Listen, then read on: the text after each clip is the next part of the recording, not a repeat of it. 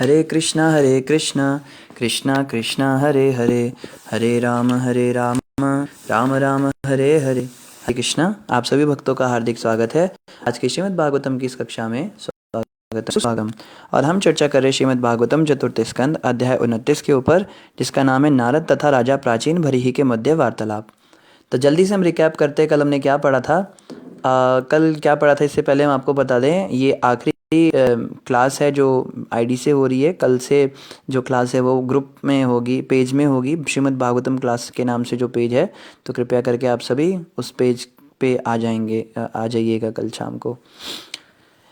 तो हमने कल चर्चा किया था कि नारद जी को राजा प्राचीन भरी ने प्रश्न किया कि भाई अगर हम इस शरीर में रहकर कुछ कर्म करते हैं और हम मर जाते हैं और शरीर ही बदल जाता है, तो वो कर्म का फल उस शरीर में कैसे चला गया, हमारी प्रवृत्तियां उस शरीर में कैसे चली जाती हैं। हमारी आदतें तो इस शरीर में थी, आत्मा का तो उससे कोई लेना देना है नहीं, तो फिर उस शरीर में वो आदतें कैसे चली जाती हैं।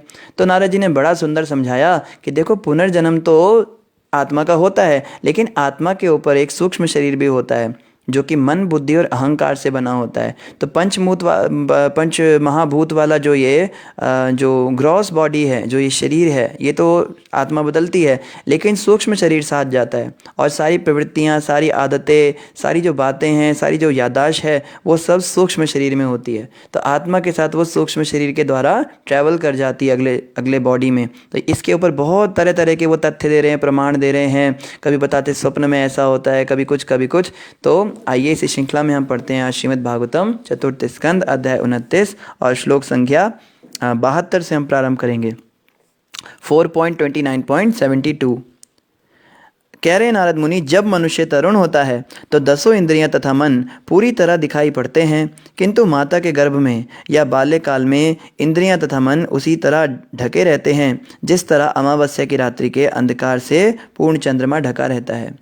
तो अभी तो जब व्यक्ति तरुण अवस्था में है, हम एकदम युवा अवस्था में हैं, जवान हैं, तो हमारी सारी इंद्रियां बिल्कुल एकदम एक्टिव हैं, है ना। लेकिन बचपन में हम देखते हैं हमारी इंद्रियां इतनी एक्टिव नहीं होती। बच्चों को इतना अच्छी तरह से ज्ञान नहीं हो पाता चीज़ों का, उनकी बुद्धि इतनी विकसित नहीं हो पाती, हाथ पैर इतने हष्ट पुष्ट नहीं होते, इतने सुडौल नहीं होते।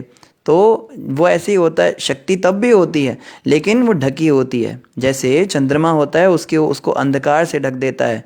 ये जो राहु ग्रह है या और भी पृथ्वी का ही परछाई उस पर पड़ती है। कई लोग अलग अलग बातें बताते हैं। तो राहु जो चंद्रमा है, धीरे धीरे धीरे धीरे उसकी जब उसका अंधकार हटता जाता है तो एक एक रात में चंद्रमा बढ़ता जाता है। इसी प्रकार से जैसे जैसे हमारी आयु बढ़ती है वैसे वैसे हमारी इंद्रियों में शक्ति आती जाती है। शक्ति थी पहले, पर वो जो आवरण है वो हटता जाता है।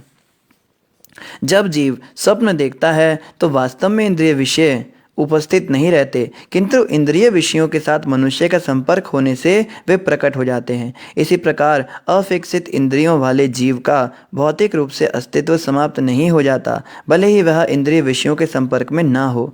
तो यहाँ बता रहे हैं कि अगर कोई बिना विकसित इंद्रियों का है, जैसे कोई पेड़ की योनि में चला गया, अब पेड़ की आंखें तो होती नहीं, पेड़ के नाक कान तो होते नहीं, उसको बस स्पर्श इंद्रिया होती है, वो भी पूरी तरह विकसित नहीं होती। हमने कल भी चर्चा की थी कि जब पेड़ को काटा जाता है तो उसको इतना दर्द नहीं होता जितना मनुष्य को या शरीर या किसी जानवर के शरीर को काटने से होता है।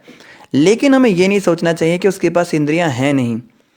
इंद्रियां तो सूक्ष्म शरीर के अंदर होती हैं और पेड़ जो है वो स्थूल शरीर है। तो इस पेड़ के शरीर के अंदर जो आत्मा है उसके ऊपर मन, बुद्धि, अहंकार अभी भी हैं, मगर चेतन नहीं है, सुप्त अवस्था में है।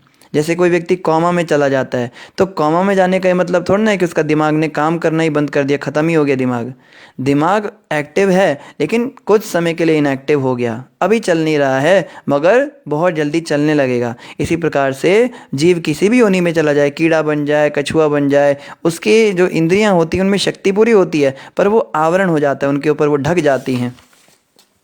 5 इंद्रिय विषय, 5 कर्मेंद्रियां, 5 ज्ञान इंद्रियां तथा मन, ये 16 भौतिक विस्तार हैं।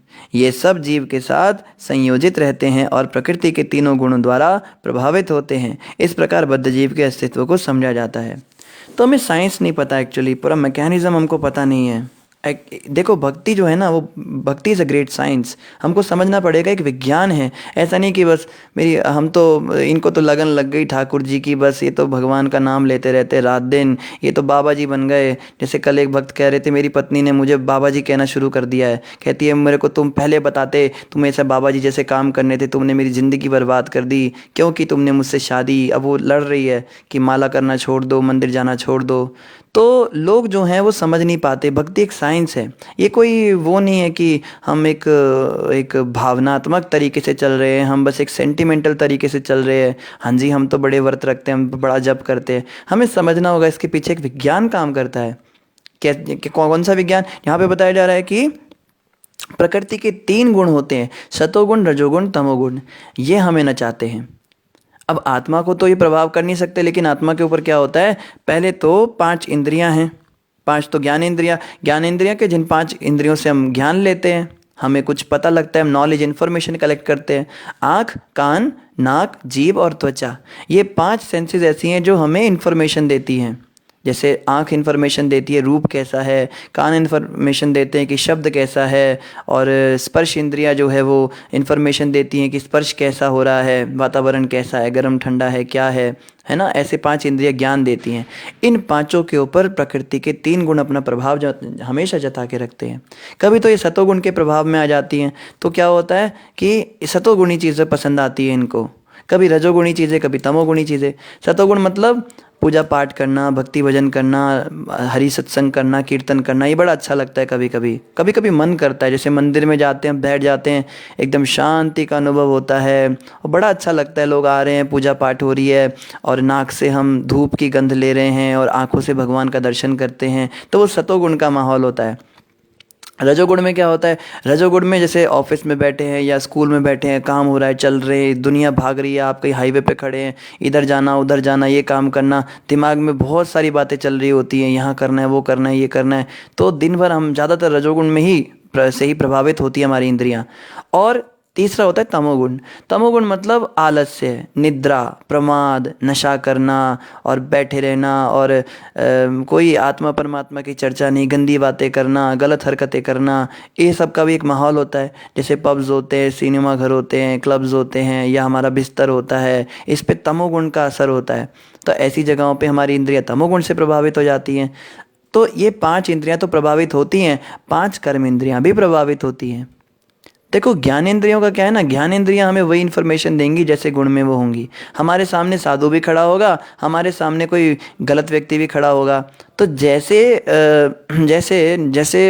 जो ये मोड्स ऑफ नेचर हैं, जिस गुण के अंतर्गत उस समय हमारी इंद्रियां प्रभावित होंगी, हमें वही व्यक्ति अच्छा लगेगा।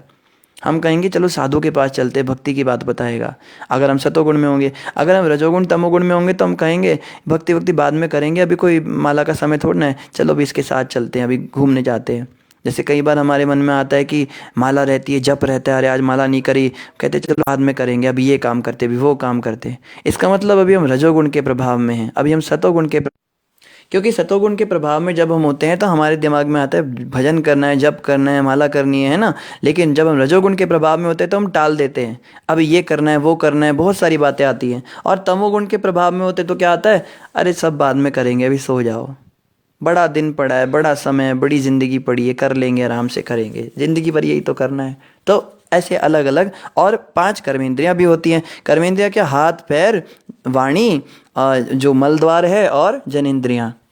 जब हम सतोगुण में होते हैं तो इन 5 पे भी असर पड़ता है। हमारे हाथ कुछ अच्छा काम करना चाहते हैं, हमारे पैर कहीं किसी अच्छी जगह जाना चाहते हैं, हमारे जो जनेंद्रियां हैं वो वेगवान नहीं होती, वो उस समय शांत बैठी रहती है, और हमारी वाणी से मधुर मधुर बातें निकलती हैं। हम बड़ी शांति से, बड़े अच्छे से बात करते हैं किसी से, बड़े प्रेम से। हमारी आवाज़ सुनने मात्र से व्यक्ति को बहुत आनंद मिलता है, बहुत संतोष मिलता है, कहता है आपके साथ बात करना अच्छा लगता है। इसका मतलब अभी हम सतोगुण में हैं। जब रजोगुण में होते हैं तो हमारे हाथ कुछ काम करना चाहते हैं, कुछ फटाफट फटाफट कर रहे हैं, पैर जो हैं चलना चाहते हैं, नाचना चाहते हैं, या जनेंद्रियां जो हैं पूरी तरह से अनकंट्रोल्ड हो जाती हैं, उनको गलत कार्य करना है वो भी बिल्कुल वो हो जाती हैं। और वाणी जो है, वाणी से बस हम उल्टा सीधा बोले जा रहे फड़ फड़ फड़ फड़ फड़ फड़, जैसे आजकल के लोग होते हैं ना। जैसे हमने देखा दो माताएं एक बार बैठी थी शादी में, और बाप रे बाप वो 4 घंटे तक लगातार नॉन स्टॉप बोलती रही। कोई भी मतलब टॉपिक की तो बात ही मत करो, कुछ ना कुछ टॉपिक, कभी इधर की कभी उधर की, कभी साड़ी की कभी लहंगे की, कभी उसकी बहू कभी तेरी बहन, कभी वहाँ गए थे कभी यहाँ खाया था, कभी पता नहीं क्या क्या बातें, बस बोलती जा रही हैं। तो ये होता है रजोगुण का प्रभाव। जब रजोगुण होता है तो ऐसा हो जाता है। और तमोगुण में बस नींद आती है और मन जो है पूरा अज्ञान में चला जाता है, गलत काम करने की इच्छाएं होती हैं, गलत क्रियाएं करने की इच्छा होती है। तो ऐसे जो हैं ये प्रभावित करते हैं। 5 इंद्रियों के विषय होते हैं, विषयों पे हमने चर्चा कर ही ली। और मन तो सबसे ज़्यादा प्रभावित होता है। मन जिस गुण के प्रभाव में आता है वो वैसा हो जाता है। इसीलिए ना जब भी हमारा जप करने का समय होता है, जब हमें भागवत क्लास सुननी है, या जब हमें माला करनी है, या भगवान के मंदिर भी जाना है, तो बोला जाता है नहा धो के जाना चाहिए। इसके पीछे एक साइंस है। कई लोग कहते हैं मंदिर नहा के क्यों जाएं, हम नहीं जाएंगे, ऐसा है वैसा है। तो देखो नहाने से क्या होता है ना, सतोगुण आ जाता है, क्योंकि पानी ठंडा होता है। जब ठंडा पानी हमारे शरीर पे पड़ता है तो उसका तापमान जो है, जो गर्मी है वो कम होती है, और ठंडा खाने से क्या होता है, सतोगुण बढ़ता है शरीर में, स्वच्छता होती है। जब भी शरीर पे कुछ मल होता है, गंदगी लिपटी होती है, तो भी जो है नहाना चाहिए। और कई लोग कहते हैं हम गंदे नहीं, जैसे फॉरेन में क्या होता है ना, अमेरिका में, इन देशों में लोग नहाते ही नहीं हैं। वो बस खाली मुंह पे पोंछा सा लगा देते, कुछ पानी से धो लेते मुंह हाथ, और डिओड्रेंट स्प्रे कर लेते हैं, ऐसे स्प्रे कर लेंगे पूरी बॉडी पे, खुशबू आने लगेगी, बदबू ही तो छुपानी है। पर उन्हें पता नहीं कि जब वो सोते हैं, जब हम रात को सोते हैं, तो हमारे शरीर के ऊपर ये तमोगुण के तंतु आके चिपक जाते हैं। ये जो हैं ये सूक्ष्म तत्व होते हैं। तो वो जो हैं जब तक हमारे शरीर पे रहते हैं तब तक हम तमोगुण के प्रभाव में रहेंगे। अगर हमने स्नान नहीं किया तो हम कितना भी कोशिश करें, हम एक्टिव नहीं हो पाएंगे, हम थोड़े डीएक्टिव ही रहेंगे, ढीले ढाले रहेंगे। तो स्नान करने से क्या होता है, तमोगुण भाग जाता है तुरंत। और जैसे जैसे हम सुबह सुबह उठते हैं ना, एक भक्त तो बता रहे थे, जब हम बिस्तर से उठते हैं, तो बिस्तर से हम जब उठते हैं सुबह, तो हमारी चेतना बिस्तर पर रह जाती है। हम तो उठ जाते पर चेतना वहीं रह जाती है। जब तक हम स्नान नहीं करेंगे तब तक बिस्तर बार बार खींचेगा हमको। ये आप प्रैक्टिकल देख सकते हैं कि बिस्तर या कंबल बार बार खींचता है दिन भर आप, और आपका मन करेगा चलो उस पर बैठ के हम अपना काम कर लेते हैं, बिस्तर पे बैठा रह गया व्यक्ति। जब तक हम नहाएंगे नहीं तब तक बिस्तर छोड़ना बड़ा मुश्किल काम हो जाता है, या अगर छोड़ भी दे तो बार बार वहाँ जाने का, क्योंकि चेतना वहाँ रह जाती है। फिर जब हम स्नान करते हैं तो हमारी चेतना जो है वापस आ जाती है। बिस्तर पर भी थोड़ा सा जल का छींटा डालना चाहिए सुबह उठ के। जब हम बिस्तर के ऊपर थोड़ा जल का छींटा डाल देते हैं तो फिर चेतना जो है वो तमोगुण से वहाँ पर भी कुछ सतोगुण आता है। जैसे कई भक्त क्या करते हैं, थोड़ा गंगा जल रखते हैं अपने पास में, तो गंगा जल छिड़क देते हैं बिस्तर पे, क्योंकि रात को सोए हैं उसके ऊपर तो तमोगुण छाया हुआ है। बिस्तर पे गंगा जल छिड़कते हैं, अपने शरीर पे छिड़कते हैं, तो इससे थोड़ा सतोगुण का असर पड़ता है। तो इन सब चीज़ों से जो है बिल्कुल प्रभाव पड़ता है। तो जब भी हमें भक्ति भोजन करना है तो हमें स्नान करना चाहिए, अच्छे वस्त्र पहनने चाहिए। जिन कपड़ों को पहन के हम सोए हैं, जिनको पहन के हमने मल त्याग किया है, जिनको पहन के हमने और भी कोई अशुद्ध जगह पे हम गए हैं, कोई गलत क्रिया की है, तो हमें वो कपड़े पहन के भक्ति नहीं करनी, क्योंकि उसको पहनेंगे तो हमारी चेतना जो है आएगी नहीं अच्छी। ये सब नोट करने वाली बातें हैं। जब कहते हैं ना कई लोग हमारा मन नहीं लगता जप में, तो उसके कई ये भी कारण होते हैं कि हमारे कपड़े अशुद्ध हैं, उस समय हम खुद ही अशुद्ध अवस्था में हैं, हम नहाए नहीं हैं, हम अलर्ट नहीं हैं, हम ऐसी जगह पे बैठे हैं जहाँ पे पोछा नहीं लगा है। डेली पोछा लगना चाहिए घर में। डेली जब झाड़ू पोछा लगता है तो पानी के फर्श पर लगने से क्या होता है, वो सतोगुण में आ जाता है। ऐसे तो तमोगुण में रहता है। गंदगी भी साफ़ होती है, वो तो है ही, पर ये सूक्ष्म बातें हैं, क्योंकि गंदगी तो झाड़ू से भी निकल जाती है। पोछे से क्या होता है, ना कि वो पानी का जल से वो शुद्धि होती है उस जगह की। तो ये सब बातें जो है काम आती हैं हमारे को जप करने में। सूक्ष्म शरीर की क्रियाओं से जीव स्थूल शरीरों को विकसित करता है और त्यागता रहता है। यह आत्मा का देहांतरण कहलाता है। इस प्रकार आत्मा विभिन्न प्रकार के हर्ष, शोक, भय, सुख या दुख का अनुभव करता है। तो आत्मा जो है प्रकृति के अलग अलग गुणों में ऐसे प्रभावित होके कभी सुख, कभी दुख, कभी संतोष, कभी हर्ष, ऐसे अलग अलग फीलिंग्स को अनुभव करता है। इल्ली कीट विशेष एक पत्ती की को छोड़ने के पहले दूसरी पत्ती को पकड़कर एक से दूसरी पत्ती में जाती है। इसी प्रकार जीव को अपना शरीर त्यागने के पूर्व अपने पूर्व कर्म के अनुसार अन्य शरीर को ग्रहण करना होता है। इसका कारण यह है कि मन सभी प्रकार की इच्छाओं का आगार भंडार है। तो यहाँ बता रहे हैं कि जैसे प्रभुपाद जी भी कहते हैं, ऐसा नहीं होता कि अचानक से हम मर गए और किसी भी शरीर में चले गए, अचानक से हमने कुछ चिंतन किया और हम कुत्ते के शरीर में चले गए। हम लोग इस समय भी अपना शरीर बना रहे हैं, हर रोज़ हमारा शरीर बनता जा रहा है। जैसे जैसे हम कर्म कर रहे हैं वैसे वैसे तैयारी हो रही है वहाँ पे कि इसके अंदर कुत्ते वाला स्वभाव है, तो इस कुत्ते का शरीर तैयार हो रहा है धीरे धीरे हमारे लिए। और जैसे हम मृत्यु होगी ना, मृत्यु के समय क्या हो जाएगा, बस हम उस शरीर में प्रवेश कर जाएंगे, पर एक्चुअली में उसको हम अभी भी बना रहे हैं। हमारे डेली के कार्य, हमारी चेतना, जिस प्रकार से हम कार्य कर रहे हैं, जिस प्रकार से हमारी सोच है, हम बहुत ही घटिया सोच रखते हैं। हम सोचते हैं कि हम कम्युनिटी बढ़ाएंगे, अपनी कम्युनिटी के अंदर जाके ओवर पावर करेंगे, हम अपनी संख्या बढ़ाकर और लोगों के ऊपर हुकूमत करेंगे। तो कौवे की योनि तैयार हो रही है, कौवे यही करते हैं। किसी एक कौवे को आप पकड़ लो और देखो वो चिल्लाएगा। बंदर ऐसे होते हैं, किसी बंदर को पकड़ लो सारे बंदर आ जाते हैं, तो कम्युनिटी वाले आ जाएंगे। तो जैसा हम चेतना बना रहे हैं, हर पल हमारा शरीर बनता जा रहा है। ये नहीं सोचना कि मरने के बाद कोई शरीर मिलेगा, वो शरीर अभी भी तैयार है, बस मेरी मृत्यु हो और मैं उसके अंदर तुरंत चला जाऊंगा, ऐसा होता है। जब तक हम इंद्रिय सुखों का भोग करना चाहते हैं तब तक हम भौतिक कार्यों की सृष्टि करते रहते हैं। जब जीव भौतिक क्षेत्र में कर्म करता है तो वह इंद्रियों को भोगता है और ऐसा करने से वह भौतिक कर्मों की एक और श्रृंखला को जन्म देता है। इस प्रकार जीवात्मा बद्ध आत्मा के रूप में जकड़ा जाता है। तो यही इंद्रियां जो हैं हमें संसार में फंसा के रखती हैं। तुम्हें यह सदैव जानना चाहिए कि भगवान की इच्छा से ही इस दृश्य जगत की उत्पत्ति, पालन तथा संहार होता है। फलतः इस दृश्य जगत के अंतर्गत सारी वस्तुएं भगवान के अधीन हैं। इस पूर्ण ज्ञान से प्रकाश प्राप्त करने के लिए मनुष्य को सदैव भगवद गीता में लगे रहना चाहिए। तो यहाँ क्षमा कीजिए, मनुष्य को सदैव भगवत भक्ति में लगे रहना चाहिए। तो यहाँ पे नारायण भाई देखो, इस बात को तुम कभी भुलाना मत कि सारा सृष्टि का संहार, उत्पत्ति और जो पालन है वो भगवान के द्वारा हो रहा है।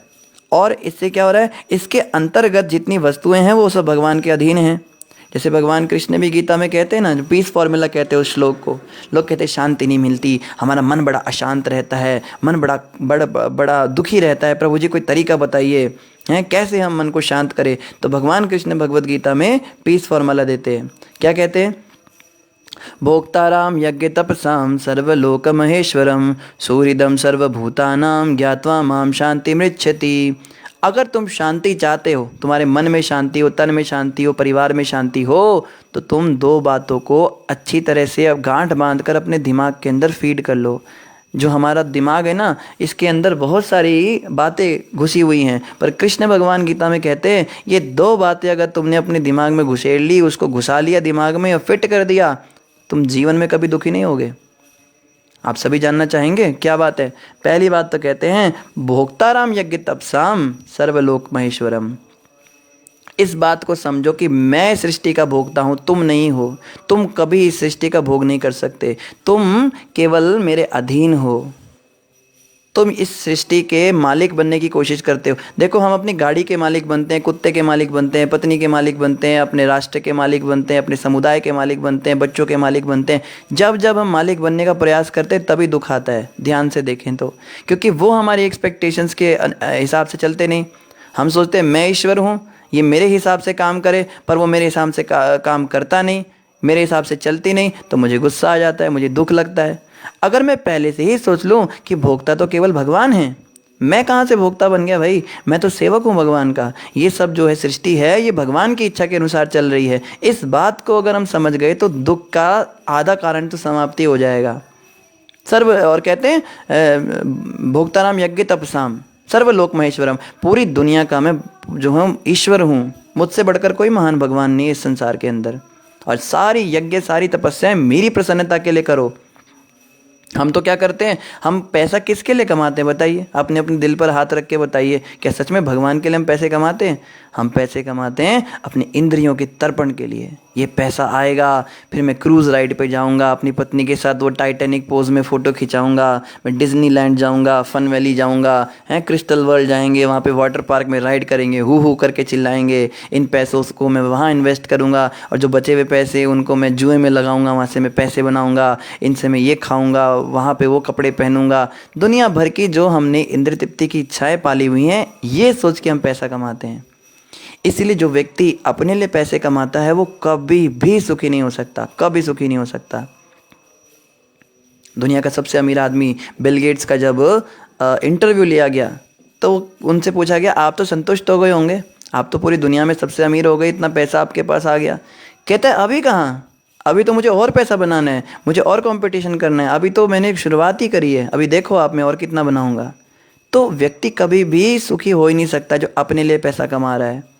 तो ये पहला पॉइंट रहा। अगर ये बात हमें समझ में आ गई कि जितनी भी यज्ञ हैं, जितनी भी तपस्याएं, जितनी भी मेहनत है, जितनी भी मशक्क़त है, पैसा कमाना, खाना बनाना, घर बनाना, बच्चे पैदा करना, शादी करना, हर चीज़ केवल भगवान की खुशी के लिए करनी है। भगवान ही भोक्ता हैं, हम भोक्ता कभी बन नहीं सकते, तो हमें शांति मिलेगी। और दूसरा पॉइंट क्या बोला भगवान ने, सूर्यदम सर्वभूतानाम। इस बात को तुम समझो कि मैं ही तुम्हारा सच्चा शुभचिंतक हूँ। तुमको लगता है मैं तुम्हारा सबसे बड़ा दुश्मन हूँ, इस दुनिया के लोगों को तुम अपना शुभचिंतक मानते हो, तुम सोचते हो ये मित्र परिवार के लोग तुम्हारे शुभचिंतक हैं। अरे ये लोग जानते ही नहीं कि तुम्हारा भला किस में और बुरा किस में। मैं जानता हूँ। भगवान कहते हैं मुझे जानो अपना शुभचिंतक। तुम ये क्यों सोचते हो कि मैं तुम्हारा दुश्मन हूँ। हमें तो बचपन से सिखाया जाता है ना, बेटा भगवान के पास नहीं जाओगे तो ऐसा हो जाएगा, वैसा हो जाएगा। या फिल्मों में भी हमें सिखाया जाता है भगवान ने इसके बच्चे को उठा लिया, भगवान ने ऐसा कर दिया, एक्ट ऑफ गॉड दिखाया जाता है। भगवान ने भूकंप ला दिया, किसी ने भगवान की पूजा नहीं करी तो उसको भगवान ने प्रकोप चढ़ा दिया, उसको शनि की 7.5 लग गई, उसको वो लग गया, राहु का वो लग गया। हमें तो केवल डराया गया बचपन से। भगवान का नाम लेकर तो डराया जाता है, बेटा अगर तुम अच्छे काम नहीं करोगे ना तो भगवान जी तुम्हें मारेंगे, काली माता गला काट के ले जाएगी, ऐसा बोलते थे ना। तो चलो उसके अपने फ़ायदे भी हैं, बच्चे सुधरते जो भी है। लेकिन जो लॉजिकल व्यक्ति होता है ना, वो सोचता है कि भगवान नाम का कोई व्यक्ति है नहीं, वो केवल एक कॉन्सेप्ट बना रखा है। अच्छा है कॉन्सेप्ट, बहुत अच्छा है कि सुधार रहे कि भगवान के नाम से डराओ लोगों को, ये पाप है, ऐसा करने से पाप लगता है। वास्तव में कुछ पाप पुण्य कुछ होता नहीं, भगवान कुछ होता नहीं, नरक स्वर्ग कुछ नहीं होता, बट एक बना रखा है इन लोगों ने। चलो अच्छा है कि डराते हैं, उसके नाम से क्या होता है, समाज के अंदर कुछ कुरीतियाँ उनसे बचते हैं, भगवान के नाम से डराते हैं। लेकिन उसमें समस्या ये आ जाती है कि कुछ चीज़ें ऐसी भी हैं जो भगवान के नाम से की जाती है, वो उनको पसंद नहीं आती हैं, तो वो कहते हैं कॉन्सेप्ट बेकार है। बट ऐसा नहीं है, भगवान कोई काल्पनिक चीज़ नहीं है, भगवान कोई डरने की वस्तु नहीं। भगवान तो सबसे बड़े प्यारे इंसान हैं। मतलब हमें तो सिखाया जाता है ना भगवान बहुत डरावने हैं, ऐसे होंगे। अरे भगवान तो इतने प्यारे हैं, भगवान से प्यारा कौन है संसार में। हमारी माँ हमें कितना प्यार करती है, आप सभी का अनुभव रहा होगा, सबकी माँ ऐसी होती है। भगवान का जो प्रेम है ना, उस माँ के प्रेम से भी कई करोड़ों गुना होता है।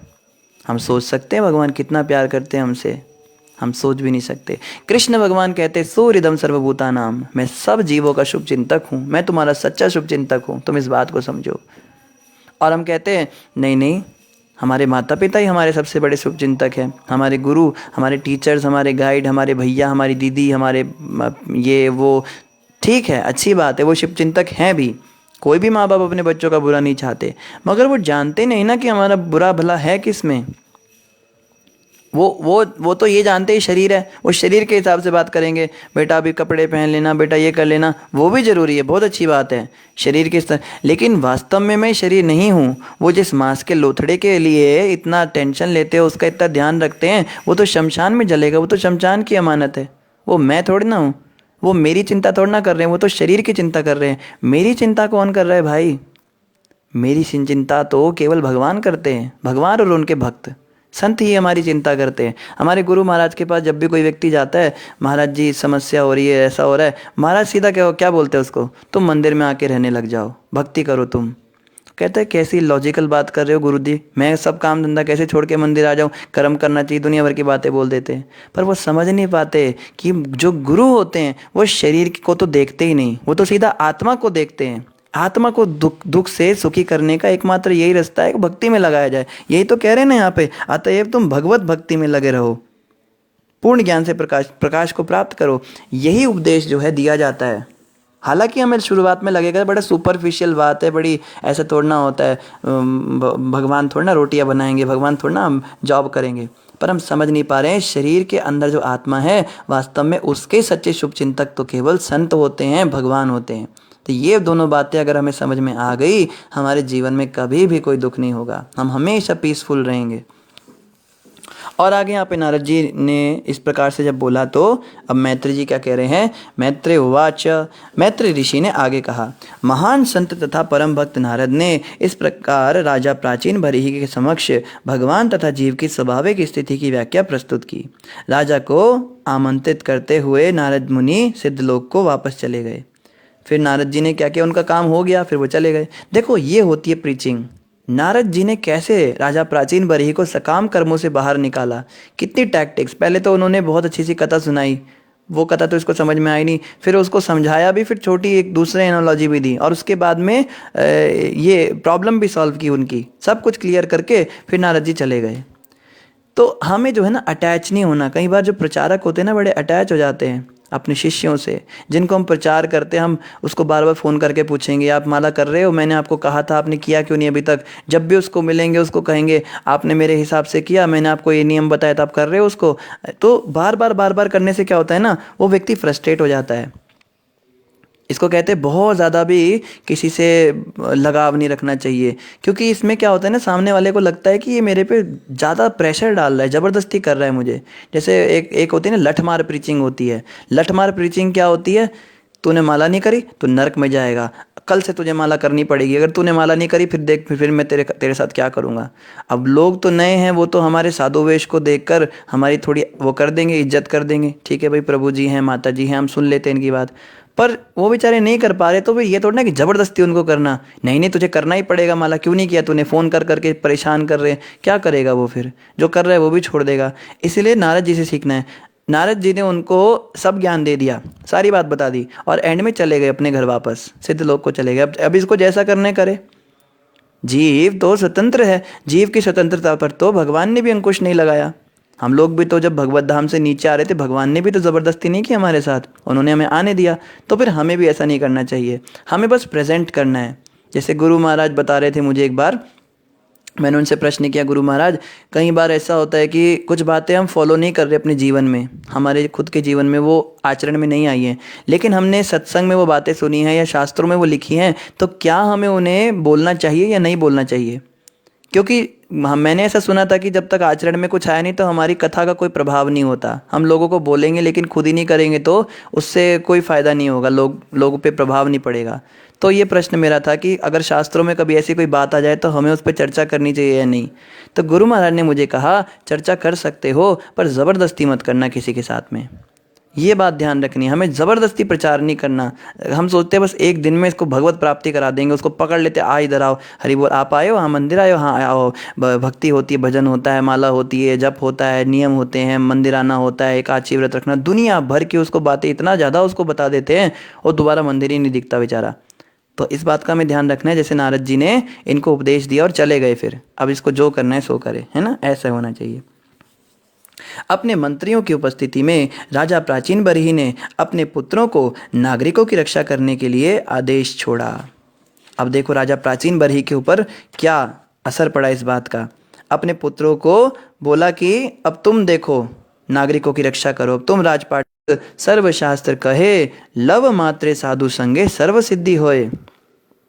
अगर कोई व्यक्ति साधुओं का संग करता है, सारे शास्त्र कहते हैं उसका कल्याण होगा। लव कितना होता है, लव होता है एक सेकंड का भी बहुत छोटा सा हिस्सा। इतने समय के लिए भी अगर किसी संत के साथ हमारा संगति हो जाए, किसी संत का दर्शन भी हो जाए, उससे भी सर्वसिद्धि हो सकती है। शास्त्रों का कि राजा प्राचीन बरही जैसे जो सकाम कर्मी थे वो भी भगवान की भक्ति के पद पर बहुत ऊंचे पहुंच गए। हे विदुर, जो कोई जीव के आध्यात्मिक अस्तित्व को समझने से संबंध नारद द्वारा कहे गए इस आख्यान को सुनता है या ऐसे अन्यों को सुनाता है, वह देहात्म बुद्धि की अवधारणा से मुक्त हो जाएगा और मुक्त हो जाएगा। 2 बार लिखा है। तो यहाँ कह रहे हैं जो नारद जी ने इतना सुंदर इस आख्यान को सुनने मात्र से या तो सुनाने मात्र से क्या होगा, वो व्यक्ति भौतिक देह बुद्धि की अवधारणा से मुक्त हो जाएगा। हम तो शरीर के उसमें फंसे हुए हैं ना, ये ठीक हो जाती है। तो जिन्होंने इसको ध्यान से सुना उनके साथ ऐसा होगा। नारद मुनि द्वारा उद्बोधित यह आख्यान, यह कथा भगवान की दिव्य ख्याति से पूर्ण है। अतः जब इस आख्यान का वर्णन किया जाता है तो वह इस भौतिक जगत को पवित्र, जो कोई इस दिव्य आख्यान को सुनाता है वह समस्त भौतिक बंधनों से मुक्त हो जाएगा और उसे इस भौतिक जगत में भटकना नहीं पड़ेगा। तो कई भक्त सोचते हैं पता नहीं क्या इतनी हैवी फिलॉसफी, नारद जी ने कहा शरीर क्या है, आत्मा क्या है, सूक्ष्म तंतु क्या है और जीव, त्वचा, कान, क्या क्या बोला, समझ में ही नहीं आया। कई भक्तों का ऐसा हो जाता है। तो यहाँ कहा जा रहा है समझ में नहीं भी आया कोई बात नहीं, अगर आपने केवल सुन लिया ना तो सुनने मात्र से क्या होगा, हमारे भौतिक शरीर की जो अवधारणा ही खत्म होगी। मैं आत्माओं करके हमें समझ में आ पाएगा, धीरे धीरे होने लगेगा। यहाँ पर अधिकार पूर्वक वर्णित राजा पुरंजन का रूपक मैंने अपने गुरु से सुना था। यह आध्यात्मिक ज्ञान से पूर्ण है। यदि कोई इस रूपक के उद्देश्य को समझ ले तो वह निश्चय ही देहात्म बुद्धि से छुटकारा पा जाएगा और मृत्यु के पश्चात जीवन को ठीक से समझ सकेगा। यदि वह आत्मा के देहांतर को ठीक से न समझ पाए तो वह इस आख्यान को पढ़कर इसे अच्छी तरह समझ सकता है। तो यही कह रहे हैं यहाँ पे कि ये जो आख्यान बताया राजा पुरंजन का, ये बहुत इंपॉर्टेंट था। जैसा कि आप सबको याद होगा, हमने पहले भी कहा था कि जब हम पुरंजन महाराज की कथा शुरू करने वाले थे तभी बोला गया था कि बहुत इंपॉर्टेंट है, इसको ध्यान से सुनिएगा। तो ये राजा पुरंजन की कथा जो है यहाँ पे बताया जा रहा है, इसको जो ध्यान से सुनता है वो बहुत जल्दी भौतिक अवधारणा से मुक्त हो जाएगा। मतलब कि शरीर के स्तर से आत्मा के स्तर तक उठेगा। शरीर, स्त्री तथा बच्चों को पालने की इच्छा पशु समाज में भी देखी जाती है। पशुओं में भी ऐसे व्यापारों की व्यवस्था करते रहने की पूरी बुद्धि होती है। यदि मनुष्य केवल इसी बात में उन्नत हो तो फिर उसमें तथा पशु में क्या अंतर है। तो यहाँ कह रहे जानवर में और आपके जीवन में क्या अंतर है। हमारा जीवन भी तो जानवरों जैसा है। क्यों? क्योंकि स्त्री, शरीर और बच्चे, इन तीनों के पालन के लिए तो जानवर भी सोचते हैं। हम कहें प्रभु जी हम तो कर्म करते हैं अपना, हम तो बहुत अच्छे से अपने बच्चों का पालन करते हैं, अपनी पत्नी को ध्यान से रखते हैं, अपने शरीर का भी ध्यान रखते हैं, हेल्थ इज़ वेल्थ, और हमारा पूरा व्यापार धंधा अच्छे से चल रहा है, सबको खुश करके रखा है हमने। तुमने सारी दुनिया को खुश कर लिया लेकिन तुमने भगवान को ही खुश नहीं किया। तो तुम्हारे में और जानवर में क्या अंतर है। चींटियाँ को भी देखो ना कभी ध्यान से, चींटियाँ भी क्या करती हैं, चाहे कितनी भी व्यस्त हों, दिन भर देखो कितनी व्यस्त होती है चींटियाँ, चलते चलते जब भी टकराती हैं तो सब एक दूसरे से मिल के जाती हैं। एक बार मैं देख रहा था चींटियों की एक लाइन इधर से आ रही थी और एक लाइन उधर से आ रही थी और हर एक चींटी हर दूसरी चींटी से मिलकर जा रही थी, ये मैंने देखा। तो इन चीज़ों का तो उनमें भी बुद्धि है कि सबसे मिलना है, सबको खुश रखना है। गाय भी अपने बच्चे का ध्यान रखती है, कुत्ता भी अपने बच्चों का पालन करता है, चिड़िया भी जो हैं आपस में घोंसला बना के अपना घर बना के रहते हैं। तो इनमें और मनुष्यों में अंतर ही क्या रह गया अगर वो भगवान की भक्ति और इन सब की चर्चा नहीं करता। मनुष्य को यह भली भांति समझ लेना चाहिए कि विकास प्रक्रम में अनेकानेक जन्मों के पश्चात यह मानव जीवन प्राप्त होता है। जो बुद्धिमान मनुष्य स्थूल तथा सूक्ष्म शरीर की देहात्म बुद्धि को त्याग देता है वह आध्यात्मिक ज्ञान के प्रकाश से परमेश्वर के ही समान प्रधान आत्मा बन जाएगा। तो यहाँ बताया जा रहा है कि अगर कोई व्यक्ति भक्ति करता है भगवान की, इस महामंत्र का जाप करता है, हरे कृष्ण कृष्ण कृष्ण हरे हरे, हरे राम राम राम हरे हरे, अगर कोई व्यक्ति भक्ति में लगा हुआ है तो वो व्यक्ति क्या करेगा, बहुत जल्दी भगवान के पास पहुंच जाएगा। लेकिन जो व्यक्ति भक्ति नहीं करेगा, संसार को ही खुश करता रहेगा, तो फिर वो जानवरों के जीवन में जाएगा। जैसे यहाँ पे कहा जा रहा है कि बहुत मुश्किल से मनुष्य का जन्म मिलता है। इतना आसान नहीं है जितना हमने सोच रखा है कि चलो मनुष्य जीवन मिल गया, क्या बड़ी बात है, सब इंसान ही तो घूम रहे हैं, ये सब के सब इंसान ही तो हैं। अरे इंसान बनना बहुत मुश्किल है। जैसे गुरु महाराज एक भजन गाते हैं,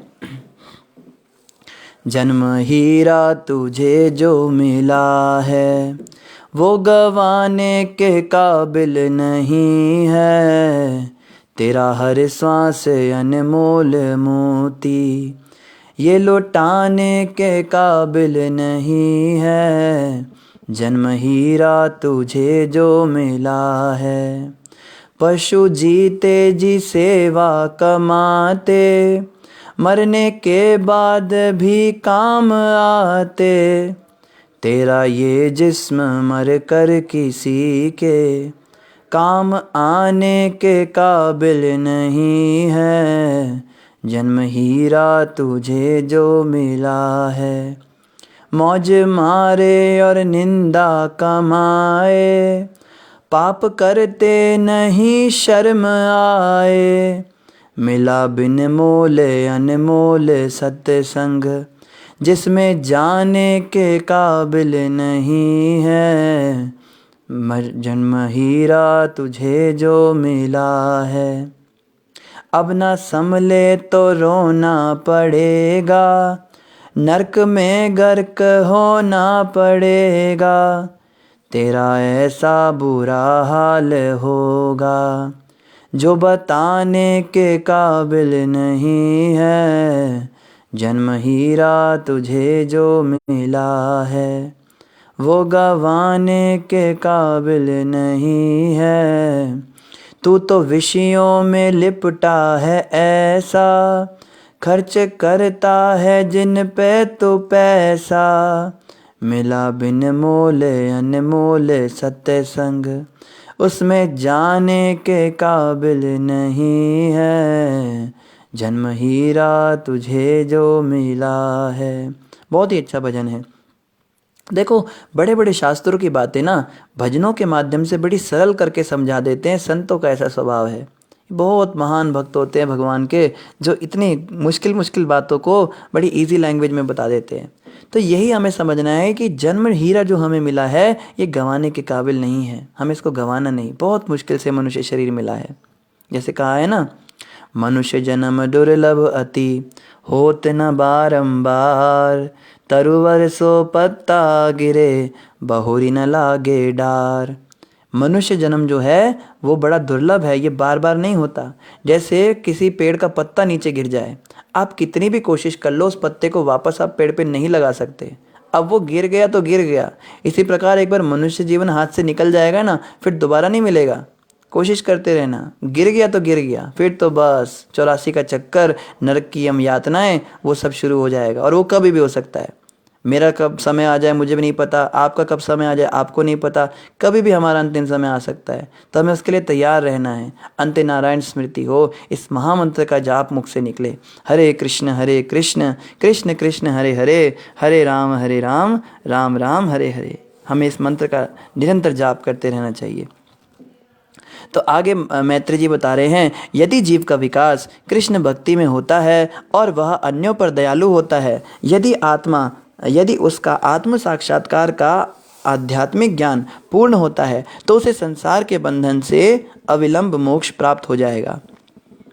अगर हम चाहते हैं कि संसार के अंदर रहते हुए भी हम, जैसे कई लोग कहते हैं ना, प्रभु जी ऐसा कुछ बताओ कि घर गृहस्थी में रहते हुए भी हम भक्ति कर सकें, हमें घर भी ना छोड़ना पड़े और हमें भगवान भी मिल जाएं, कुछ रास्ता तो बताओ, हम घर नहीं छोड़ सकते। तो उनके लिए यहाँ पे कहा जा रहा है, कृष्ण भक्ति में रहते हुए सारे कार्य कीजिए। मतलब हर कार्य कृष्ण की प्रसन्नता के लिए कीजिए। अपनी जो भी जीविका है उसको कमाइए, जीविका उपार्जन करते कीजिए। पैसे का 50% सैलरी का जो हिस्सा है वो भगवान की सेवा में लगाइए, 50% भगवान की सेवा में लगाइए, 50% घर वालों की और अपनी सेवा में लगाइए। घर में रहते हुए क्यों नहीं भक्ति हो सकती है। घर बनाते हो, सबसे बड़ा घर बनाओ, उसमें सत्संग भजन करवाओ, कीर्तन करवाओ। उसमें किट्टी पार्टियाँ और ये शादी की पार्टियाँ ये सब मत करवाओ। आपको लगता है अगर आपको बच्चे पैदा करने, करो, उन्हें भक्त बनाओ। उनको उल्टे सीधे ऐब मत डालो। लड़कियों को अच्छे से शरीर ढकना सिखाओ, लड़कों को अच्छी नज़र रखना सिखाओ, उनको ब्रह्मचर्य का ज्ञान दो बचपन से। मना तोड़ना है कृष्ण भक्ति करते हुए। और दूसरा पॉइंट क्या है, अन्यों पर दयालु होना चाहिए। अगर हम चाहते हैं कि घर गृहस्थी में रहते हुए भी हम भक्त बने, तो दया भावना लानी पड़ेगी। जानवरों पे दयालु हों, किसी जानवर को मार के ना खाएं कम से कम। जो नॉनवेज खाने वाले लोग हैं वो तो भगवान की प्राप्ति करने के सपने देख रहे हैं, वो तो भूल ही जाएं। आप मांसाहार कर रहे हो, आप जानवरों को तड़पा तड़पा कर मार रहे हो, दया भावना कहाँ रह गई आपके अंदर। दया भावना इंसानों के प्रति भी होनी चाहिए। लोगों का दुख देखकर दुखी होना चाहिए। किसी के दुख में जब हम सुखी होते तो कहाँ हमारे अंदर दया भावना है। ऐसे अगर हम करते हैं, और क्या आत्म साक्षात्कार आध्यात्मिक ज्ञान में पूर्ण हो, गीता भागवत रेगुलर पढ़ना पड़ेगा, क्योंकि घर गृहस्थी में रहते हुए दिन भर हम केवल शरीर के स्तर की बातें करते हैं। इसका पैसा लेना है, उसका लेन देन करना है, वहाँ उसकी बेटी की शादी होगी, उसको बच्चा हो गया, अरे कितना सुंदर है, बाप पे गया, नाना पे गया, बस ये सारी बातें चलती हैं। ऐसे में बहुत ज़रूरी है डेली हम भागवत श्रवण करें, पढ़ें, गीता पढ़ें, जप करें। आध्यात्मिक साधना अगर हम घर में नहीं कर रहे तो बहुत चांसेस हम गिर जाएंगे, हमसे गलत काम होंगे ही होंगे 100%। आप बताइए चाहे ना बताइए, लेकिन हर किसी के घर की यही कहानी है। 4 दिन अगर क्लास ना सुने तो 5वें दिन कुछ कुछ गलत काम कर बैठते हैं, हम कुछ ऐसी हरकत कर बैठते हैं, फिर सिर पकड़ के बैठ जाते हैं, ये क्या हो गया। तो बहुत ध्यान रखना है। अगर इन बातों का हम ध्यान रखते हैं तो घर गृहस्थी में रहते हुए भी भगवत प्राप्ति हो सकती है। काल के अंतर्गत भूत, वर्तमान तथा भविष्य में जो कुछ घटित होता है वह मात्र स्वप्न है। समस्त वैदिक साहित्य का यही रहस्य है। तो ये बहुत रहस्य की बात बता दी इन्होंने। कितनी कितनी बड़ी बात है, समझने वाली बात है कि काल के अंतर्गत जो भूत, वर्तमान और भविष्य में घटनाएं हो रही हैं, बचपन में मेरे साथ जो हुआ, पहले जो कुछ हुआ, आज जो कुछ भी हो रहा है और कल जो कुछ होगा, वो सब क्या है, मात्र स्वप्न है। एक सपने के समान ये पूरा संसार है। ये सब कुछ वास्तव में हो ही नहीं रहा कुछ भी। मतलब कहने का कि जैसे पत्नी से मेरी शादी हो गई तो इसका मतलब क्या है, मैं उसके साथ हमेशा रहूँगा, जबकि मैं उसके साथ हमेशा रह ही नहीं पाता। जीवन का समय कभी तो ऐसा आएगा जब हम दोनों अलग हो जाएंगे, या तो वो हमसे पहले जाएंगी या हम उनसे पहले जाएंगे, या फिर कुछ और हो जाएगा कारण। और जब तक हम उनके साथ हैं तब भी कहाँ उनके साथ रहते हैं। दिन का अधिकांश समय तो हम अलग ही रहते हैं, वो अपने काम करते हैं, हम अपने काम करते हैं। लेकिन शादी करते समय हमें क्या लगता है, अब हम इनके साथ, ये हमारे जीवन साथी हमेशा साथ रहेंगे, जबकि ये कभी संभव ही नहीं हो पाया। तो जो झूठ होता है उसको सपना ही तो कहते हैं। कि सपने में हम खुद को देख रहे थे ना, पहले हम अमीर हैं, फिर आँख खुलने पर पता लगा अमीर नहीं है, इसका मतलब सपने था। हम सपना देखते ही बच्चा पैदा हो गया हमें, अब ये बच्चा जो है बड़ा होकर हमारी बात सुनेगा, ये करेगा वो करेगा, पर वो वैसा बन ही नहीं पाता। समय आने पर वो भी अपनी चलाने लगता है, तो वो भी सपना था। हम केवल सपने देख रहे संसार में। जब भी हम कोई बड़ा घर बनाते हैं, कुछ भी करते हैं, तो हम सोचते हैं इस घर में हम हमेशा रहेंगे, खुश रहेंगे, परिवार बनेगा, पर समय के साथ में वो घर भी खंडर हो जाता है, परिवार भी बिखर जाता है। तो ये सब सपना ही तो हुआ। तो यही बात यहाँ पे मैत्री जी बता रहे हैं। ये सारे वैदिक साहित्य का बहुत बड़ा रहस्य है, ये सीक्रेट है। इस सीक्रेट को जो व्यक्ति जान लेता है वो व्यक्ति फिर संसार के अंदर ज़्यादा रुचि नहीं लेता, वो भगवान की भक्ति की ओर मुड़ने लगता है। फिर उसको फ़र्क नहीं पड़ता कि मेरे प्रॉपर्टी कम हो गई, मेरे को कब्जा हो गया, ये हो गया, वो हो गया, वो बस भगवान की भक्ति में लगा रहता है। तो समय लगभग पूरा हो गया है। इन्हीं शब्दों के साथ आप सभी का धन्यवाद। हरे कृष्णा। किसी का कोई प्रश्न हो तो आप कमेंट पर लिख दीजिएगा, आपको उत्तर बाद में कमेंट के माध्यम से मिल जाएगा।